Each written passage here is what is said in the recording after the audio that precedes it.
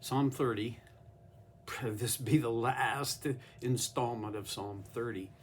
And probably will be a shorter episode than normal because it's just the last sentence in the poem that I want us to focus in on. And it's not that we have to dig and dig to get meaning out of it.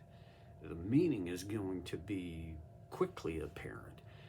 It's that we got to figure out what are we going to do about this now. So, for the fun of it, let's go back into verse 11 where David writes, "You have turned my mourning into joyful dancing. You had taken away my clothes of mourning and clothed me with joy, that I might sing praises to you and not be silent."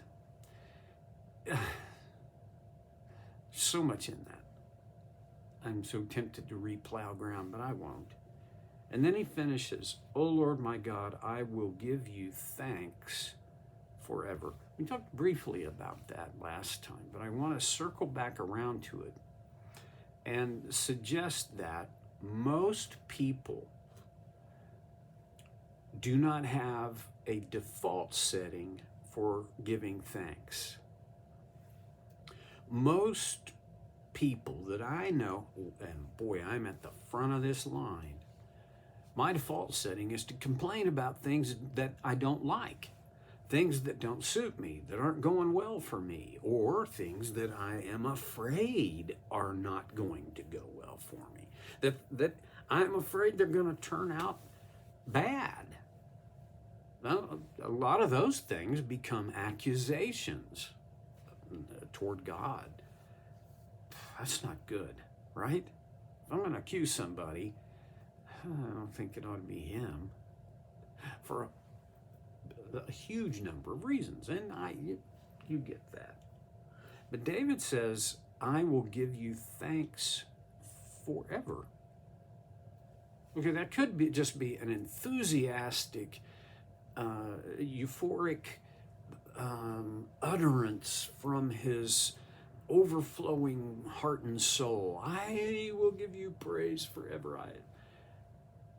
It also could be a real statement of intention. You've had those moments when you just thought, "Man, I will just be so grateful to God. I will always be grateful." Something happened in my life 11 and a half years ago now on January 10th of 2011. Most of you already know the story. I died of a LAD heart attack and was revived, and God restored me. And once I was at a point where I was beginning to think clearly and realized, so okay, that's what happened, and that's what this means. And well, to be honest with you, I never have been able to get my hands fully around that's what this means, but I do know, boy, there early on, I remember telling a good friend of mine who asked me, "So what do you want to take from this? What do you want this to mean?" And my response was, I just want everything I touch to have the thumbprint of gratitude. I was deeply grateful. And the story is, it's all about provision.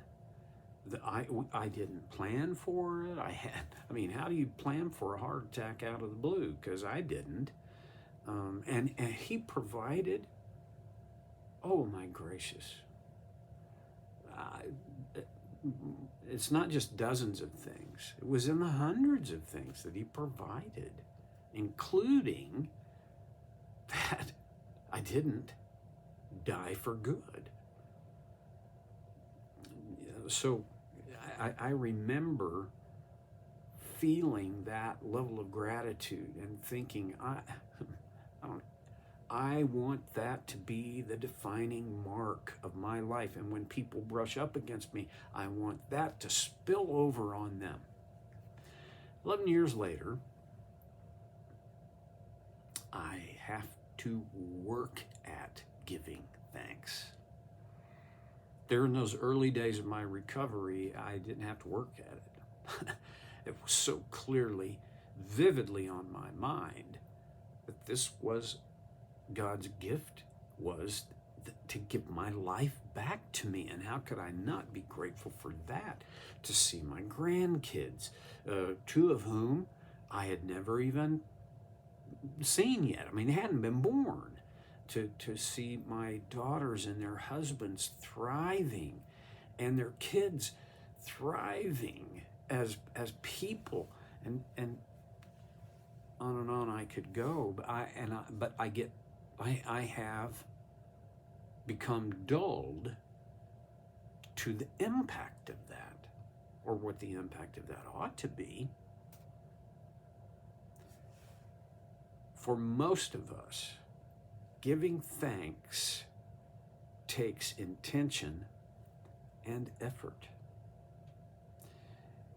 Most people that I know, and there are some wonderful exceptions, I'm grateful for those people, because they remind me that I want to be an exception too. But for most of us, our field of vision is mostly covered over by our problems, distresses, disturbances, unanswered questions, confusion, on and on and on. It's all negative. Gratitude to God for what He is doing and has done is way on down. And I have mentioned this, haven't I? That I'm telling you my story, that it is way on down there for me. So the reason I wanted to hop up and down on this today is because, no judgment here, but it seems to me there could be something like that in your life, maybe. That giving thanks has become less natural, less organic, all of those adjectives for it. It doesn't just come to you. It's not the default. Does that mean you're a horrible person? If you were a better person, gratitude would be at the surface. Well, I'll just say this. I hope not. I hope not. I do know that when God pokes at you, as He pokes at me, with a verse like this, "Oh, Lord my God, I will give you thanks forever." And I realize I wanted that. And emotionally, I still want it. But my life has settled into kind of a pattern of problem solving, issue negotiation. When you're in a problem solving mode and in an issue navigating and negotiating kind of mode, you have to be intentional about gratitude, because it's not going to happen normally in that setting. I don't care who you are, you're going to have to work at it. Now, one of the things that I learned about gratitude, one of the other things in my recovery time, was that I won't say it's impossible, although I think it is. I'll just say it is really difficult to be grateful in a hurry. Most of the first 6 months after my heart attack, I didn't do anything in a hurry. If the house had been burning, I would have had to shuffle out because I wasn't running anywhere. And one of the things about that is I had, previous to that, I'd always been in a hurry. I really sincerely can't remember a time that I wasn't in a hurry before my heart attack, especially in my adult life, but probably in my youth and in my teenage years. I was always behind. I was always having to chase it to catch up. I'm a short guy, and pretty much all my friends are taller than me. I was always having to hurry up to catch up to them. It's not their fault. That's not God's fault. It just set me up to be in a hurry all the time. And then I didn't help the whole thing. I was a procrastinator. And if you're a procrastinator, you know you're always in a hurry because you're a procrastinator. In a hurry because you could have done this, you should have done this, but you didn't, and now you got to hurry to get it done. Happened to me all the time. And then I would wedge in meeting after meeting after meeting after meeting for pretty much the entire day, and I had to hurry from one to the next. There's nobody to blame for that except me. When I couldn't hurry, it occurred to me, when I don't hurry, I have time to reflect, which is why gratitude is much more likely to happen when I'm not in a hurry. In order for gratitude to happen, I've got to do reflecting. So here's where I'm going with this. If you find yourself in a hurry,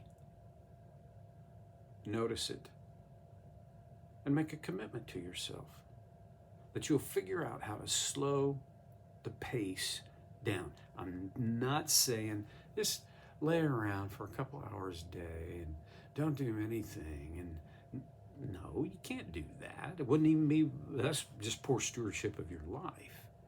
But if you find yourself always in a hurry, as you reflect on that, you have to see you can't be in a hurry and sustain a grateful heart.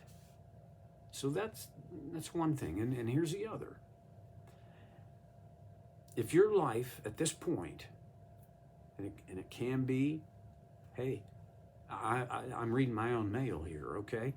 If your life, like mine, has become mainly about things that aren't working, that are disappointing, about your injuries, about other people's irresponsibility, and on and on and on the list goes, you and I have to intentionally set ourselves up to be grateful forever.